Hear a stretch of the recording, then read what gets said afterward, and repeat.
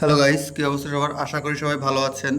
যেহেতু মল বন্ধ হয়ে গিয়েছে, কারণ এখানে মল বেশি রাত্রির পর্যন্ত খোলা থাকে না, তাই আমরা রুমে ফিরে না গিয়ে সবাই ঠিক করলাম আমরা ক্লাবে যাব, ক্লাবিং করব। যেহেতু উইকেন্ড, আমাদের আরও কিছু ফ্রেন্ড তারাও ফোন দিয়েছিল, বললো তারাও ক্লাবে আসবে। তো আমরাও ভাবলাম যে ফিরে না গিয়ে ক্লাবেই যাই, তো সেভাবে আমরা ক্লাবের দিকে রওনা দিলাম।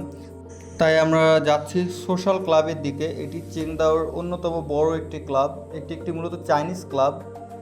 যেতে যেতে পথে একটি টানেল পড়লো। টানেলটি অনেক বড়।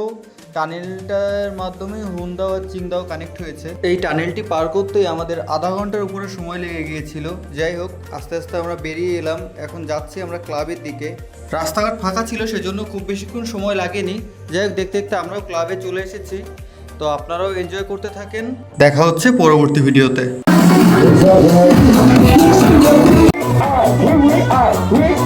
Yeah,